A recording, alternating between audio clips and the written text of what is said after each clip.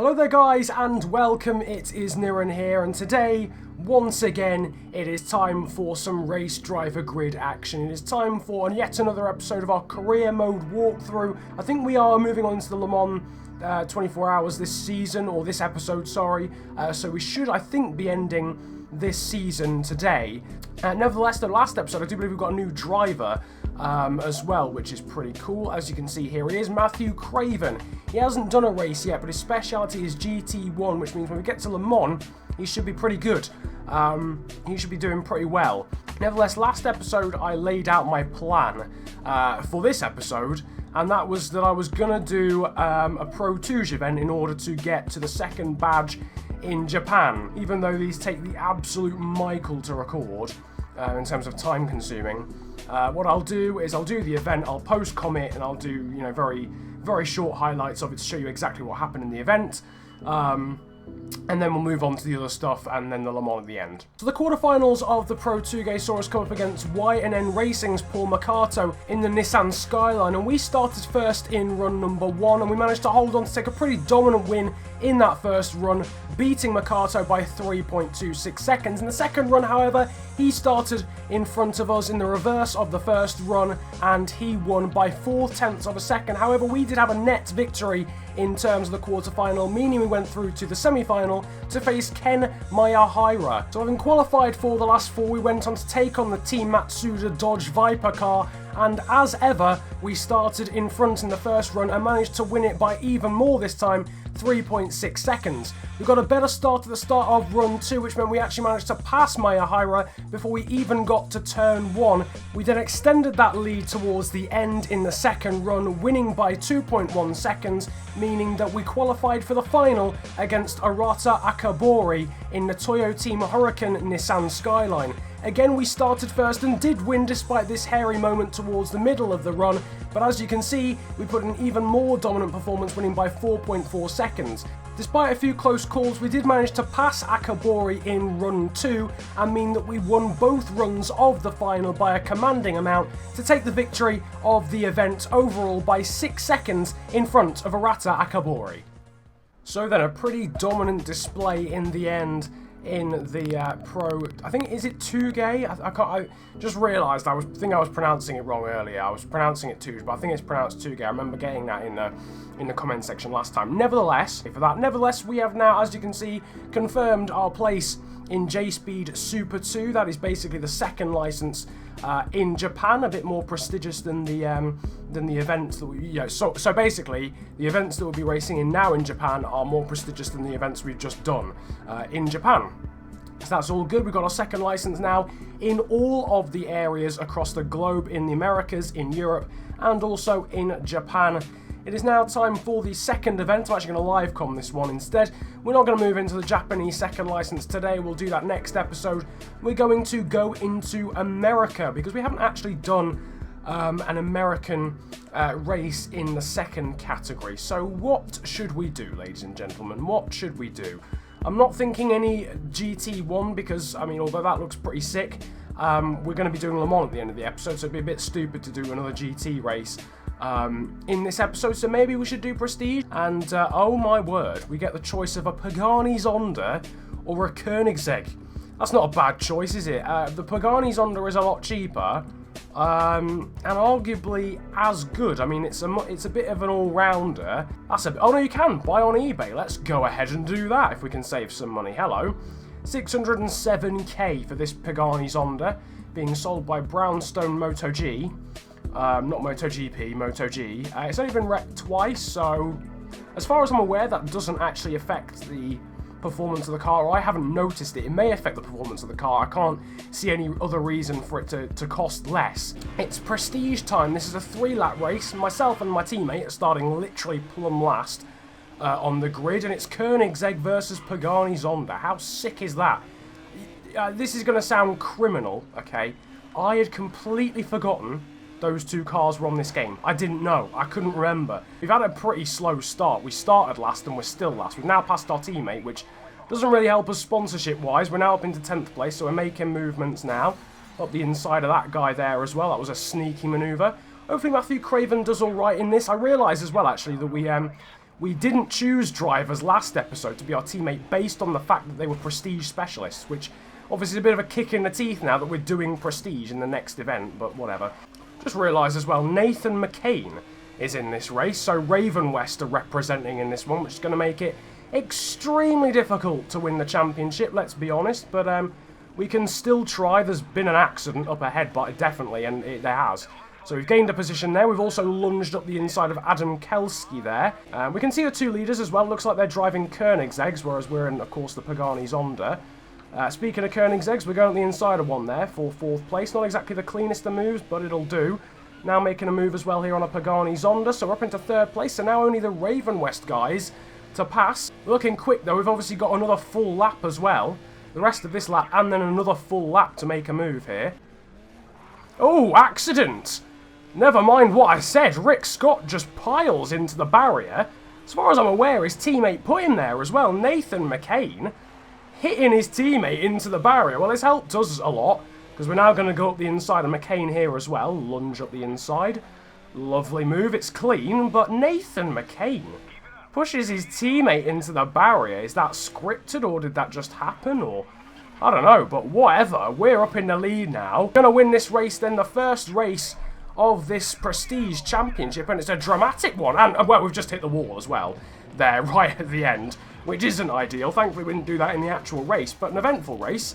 The two Raven West boys hitting each other, but we win from Nathan McCain of Raven West. Then it was Kevin Pettersson and Adam Kelski, who I'm fairly sure is the first Icelandic driver that we've seen in this save. In terms of sponsors, as ever, at the moment, we've got that 60,600 from all of our sponsors: Sparco, Goodrich, Champions, Spidey, Firestone, Alpine Star, InGen, and Kappa. And unfortunately, once again, Matthew Craven not getting off to the greatest of starts as our teammate. He gets another whopping 0. We're starting further up the order actually in this one, and so is Craven himself. He's starting 8th, we are in 9th, so it looks as if we've got a bit of a randomised order, have we? Yeah, we have. It's not reverse, obviously, but it is a bit random as we lunge up the inside of people. We actually got a tap from behind, I think, and it sort of sent us spearing into the side of someone, and they then hit the wall. As Craven is trying to get around the outside of another Pagani here. We're trying to get around the inside of him because he's going very slowly. We have done now. And we follow Craven through the order! Wow! Massive accident. Oh my word. We are going to flashback this because, you know, I'm still going to allow the crash to happen, I think. But oh my word. Was that a Raven West car? Was that actually a Raven West car? Let's have a look at the replay. I mean, we just can't react. We do, I mean, we're trying to steer out of the corner, but our teammate, I think we would have avoided him if our teammate then hadn't hit him as well. But we hit our teammate and just completely blow up our car and his, and the Koenigsegg, and then about 6 cars pile through afterwards as well. Craven still hits it, and everyone else as well behind. Oh my word. Well, that's not ideal, to be honest. It's not great for our teammate again. But at least we managed to avoid it on the flashback, which we haven't had to use many of, to be honest with you, as someone else piles into the barrier here. That's Carl Danvers, who looks as if he's done a lot of damage to his Pagani Zonda. We're going to go around the outside of him there. That wounded animal. Interestingly enough, it is not a Raven West car that's in 2nd place. It's another Pagani Zonda. It looked like a Koenigsegg from a distance, but it's a Pagani Zonda. I think it's a Lumination car. So if we can just try and pass Brad Shields and that Pagani Zonda here. So clearly it must have been Nathan McCain then that had that massive accident that caused the big accident. He was the one who'd hedged it in the barrier. Behind us though is that extremely damaged looking Kevin Pettersson in the Koenigsegg. We have just gone past Brad Shields in another Koenigsegg, and now next up is Fabian Damon, who was about, I don't know, he was about 7th or 8th I think in the first race. We've got 2 Koenigsegg's. That Kevin Pettersson guy is really damn quick. He's worked his way through the order really well. We, though, are going up the inside of the Frenchman, Damont, although we've flipping made a hash of it. So we're not going to. We're going to finish 3rd, which is a shame. Rick Scott will gain points back on us. Of course, he came 5th in the first race after being put into the barrier by his teammate. This time, it's his teammate's turn to throw it at the scenery, and Nathan McCain actually DNF'd from the race. He actually came 12th and 0 points as well. Race 3 in Detroit. Rick Scott is the man who is closest to us in the championship. We need to stay within 2 places of him by the end of the race, and he's starting 3rd as well, and we are down in 11th. Only Adam Kelski, the Icelandic driver, starts behind us. Again, I think it's a random order. Matthew Craven, though, up in 5th at the start. He's now down to 6th and now 7th. We've made a good start, though. We're actually going to go past our teammate here as well. We've had a very good start. And actually now, the 2 Raven West boys, I think directly in front of us potentially. No, one of them was, and that was Nathan McCain. We've just piled into the back there of Kevin Petterson, which is not ideal for either of us. But we're up into 6th place. Really good start there. We've managed to get past Nathan McCain, but that isn't really the Raven West car we need to beat. Yeah, all we have to do is pass the guy that we've just passed. There we go. And we're now up into championship winning position. We're Zonda pals. Can you just let me through, Mark, please? I'm going to go up the inside, and we've put it in the barrier. We've actually put it in the barrier. We've caused a roadblock there as well, which is just not ideal. And now we've got a massive task on to win this. A massive task. We've lost out to our teammate. We've made a double overtake there, which is nice. But oh my god, have we just completely bottled the championship? Have we literally just bottled the championship? I think we might have done. We're down to 5th. We need to now finish 3rd, I think, because Rick Scott is now winning as we make a really like messy move up the inside there. Got quite a bit of time to gain, but we are now right with Damont. We're forcing our way up the inside. Right, that should be championship position, I think. I think that is enough to win the championship because it always gives it to the driver for some reason. We've made a hash though right at the end. Oh my god, Jesus Christ, we literally crash across the line. Oh my goodness me, we still somehow held on to 3rd. Points wise it'll be level, but it does usually give it to it doesn't usually give it to a CPU driver. And as you can see, as I predicted, it does usually give the driver the benefit of the doubt instead of the AI. So we do win the championship despite it being level on points with Rick Scott there. Imagine, we would have lost the championship had his teammate not put him in the wall in race 1. Kevin Petterson comes 3rd, then Damont. XP wise, we get a whopping 46k to go into the ARL pool. Which is not enough for us to move up to the next license, obviously. You can see sponsorship-wise, we've got new sponsorship offers from Holly, BPM, and Speed, who are the US TV network station, a bit like Sky in England when it comes to motorsport. For now, it's time for the last race of the season. That means only one thing. It is the Le Mans 24 hours. Eventually, we'll probably end up skipping the odd Le Mans because it's just sort of a bit repetitive, I guess. This will probably be the last time that we race in GT2 because I think for next season we should be able to afford the GT1 cars. We're actually not that far away from affording them right now. But still, we've got the trusty Spiker. This is the last time we'll be in GT2. Next season we'll be in GT1, then maybe even after that LMP2 and P1. Right then, it is time for, I think, our 5th Le Mans. I can't remember, in all honesty. I'm fairly sure it is our 5th Le Mans. However, it is our first Le Mans for our teammate Matthew Craven in the Spiker back towards the back. Obviously, last time we did a GT race, we managed to beat some GT1 cars. Yep, that was the Nürburgring. Honestly, not sure that's going to happen in Le Mans, to be honest with you. I don't think we've got the pace to do it at Le Mans, but we did... Oh, hello. Get a smack from our teammate there. Did he spin off? Nope, thankfully not, but he did lose out to Jerome Blakemolen. We're bearing down this Porsche in the slipstream. From what I can remember, slipstream isn't really a thing on this game. It doesn't particularly exist much, but I guess Cody's didn't really get the proper rights to this game. To Porsche on this game. Because they're on the game, but you can't actually buy Porsches. You can't buy any Porsches. But, yeah, I find it odd that, I mean, obviously, the guy behind us, Bergmeister's in a Porsche. The guy in front of us, Patrick Bourdais, is in a Porsche. Romain Dumas is in a Porsche as well. Yet you can't buy them. You can only buy Spikers and Panozers. And obviously, Porsches are in the GT2 category, along with the Spikers and Panozers, but you just, for some reason, you can't buy them. Matthew Craven's doing an alright job, still battling with your own Blakemolen. He's got Gunnar Jeanette and, I can't remember what the guy in the orange panels is called. What's his name again? Oh, hello, we've got a Porsche scraping up the inside. Scraping? What does that even mean? Yeah, Matthew Craven then. third in class at the moment. He's looking pretty good. He's actually bearing down on us at the moment. He's holding his own. But yeah, Gunnar, Jeanette, and whoever drives the orange panel. Matthew Craven's just going past us. Just go through, mate. You've got more pace. Go ahead, win the Le Mans, mate. It doesn't matter if I win it. Or you win it, as far as I'm aware. Matthew Craven is properly giving it some at the moment to the Porsches through their own corner. This is literally the Porsche curves, and he's literally giving it some to all of them. So fair play, lad. That's fine. Fluctuating between first and second in class. We're looking at the inside of Boddy, but we're not going to go for that because we're not stupid. Blake Molan, however, is stupid, so he has gone for it, but whatever.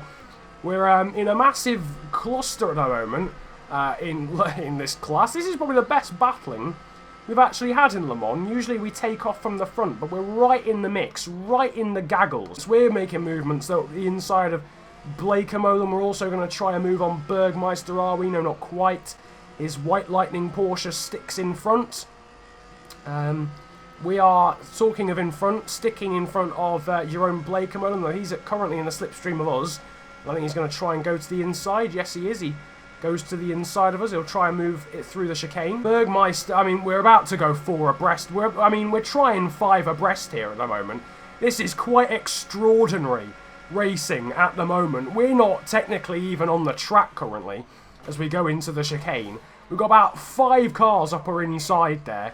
Matthew Craven unfortunately gets dealt the worst cards out of all of that, and he loses 3 places, including to ourselves. What battling though this is. Craven's going past us again. Is Blake Molan going through? Yep, you bet he is. Blake with 3 abreast. We are just 3 abreast.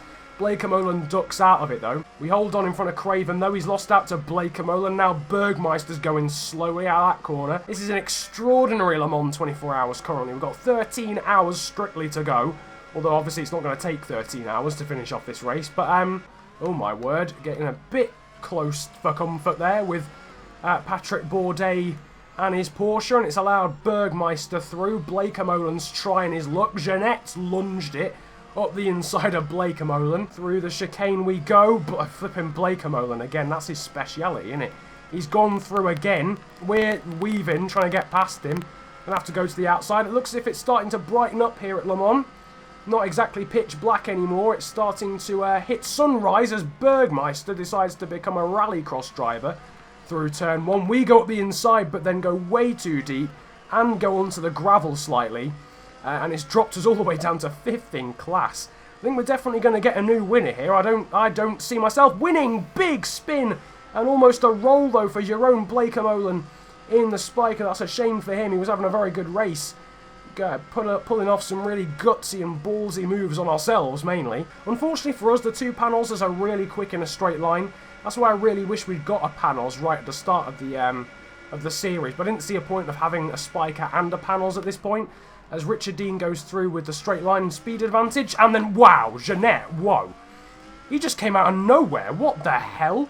Brilliant battling though in this Le Mans so far, 7.5 hours to go. It's literally 4 abreast in front of us, because literally why the hell not? Both the panels as though are now through, so starting to see the script come back into play now as the 2 panels has take the lead, and Bourdais has spun and has literally wiped out his teammate has wiped out the other Porsche of Bergmeister as well. And suddenly we had a 5-way scrap for the lead. It's been deleted down to 3. Matthew Craven is now in 4th, but he's been held up by that spin and incident quite a lot. Just in the 5 hours of the Le Mans to go. Of course, we've only just had the real Le Mans. Unfortunately, I wasn't able to watch it at all, but I did hear that the Toyota broke down. It was leading the race. It was leading P1, and it broke down with 4 minutes of the race to go. How gut-wrenching is that? You've done 23 hours and 56 minutes without an issue, and in the last 4 minutes you break down and lose the race. I mean, that is a travesty. But anyway, whilst I was rambling about real-life Le Mans, we've managed to pass Jeanette and Richard Dean. Once again, the scripting is real, because Gunnar Jeanette is, again, our leading competitor, if you like. 2.5 hours of the race to go. It's still very much in the balance. Richard Dean is behind us at the moment. I don't really know where our teammate is. We need to get a good exit out of here, and we have done. We've taken the lead back. Are we going to cut Jeanette off? No, but he's still backed out of it, and that's going to allow Richard Dean through. Are we finally going to have someone else finish closest to us? But Richard Dean, is bearing down on us. I'm not going to cut him off because that's not really fair. We're down into this right-hander, and Richard Dean's taken the lead. Richard Dean has taken the lead here. We lock up. Oh, Richard Dean, no! Richard Dean spins off into the gravel from the lead of the race with, I mean, well, realistically, according to the timer, it was 20 minutes, but realistically, it was more like 15 seconds. We have then been gifted the GT2 category win. Our teammate Matthew Craven, unless he was pipped at the line, took third in the class. Indeed he did, so it's first and third for FNG Racing at Le Mans. Romain Dumas, who was circulating right at the back for basically the whole race, ended up sneaking up to fourth. No podium still for him. Patrick Boddy, who was leading at one stage, comes fifth. Blake Molan, who had a massive spin towards the start of the penultimate lap, he was sixth in class. Then seventh, Jörg Bergmeister, and eighth, Richard Dean, who was leading right at the end. I have no doubt he would have actually won as well. Sponsorship-wise, we're going to fulfill all of our objectives because we, of course, won the race, and that's 60,600 yet again. Now, Matthew Craven did actually come third, so he should have passed some of them, and he has. He's passed the objectives for Spidey on track, InGen Technology, and also Kappa. So that then is the end of Season 4, sorry, not Season 5. As you can see, we're now up into the top 300 in the drivers' rankings, passing the likes of Ralph Anderson, Tom Wexley, and the Slovakian driver Jason Mansaki. Find our teammate Matthew Craven is up into the top 100. So well done to him. We've got a representative even up into the top 100. Hopefully we'll join him soon. We are still quite a long way away though. I can't remember where we were at the start of last season, but hopefully we are making ground. We're now up into the top 75 as well in the team's earnings or team's rankings, so that's pretty good. So then that signals the start of Season 5. Of course, we'll get a new livery on the car, also some new sponsors as well to start off Season number 5. We're almost at 1 million in terms of money at the moment, although I'm sure we'll have to eat into that in terms of buying cars. Nevertheless, if you have enjoyed today's episode of the grid walkthrough here, Race Driver Grid, the absolute classic, feel free to hit the likes button, subscribe if you are new around here as well, and comment about enjoying the video if you enjoyed it that much as well. But it has been a pleasure ranting at you guys today. Have a good day, enjoy yourselves, and goodbye.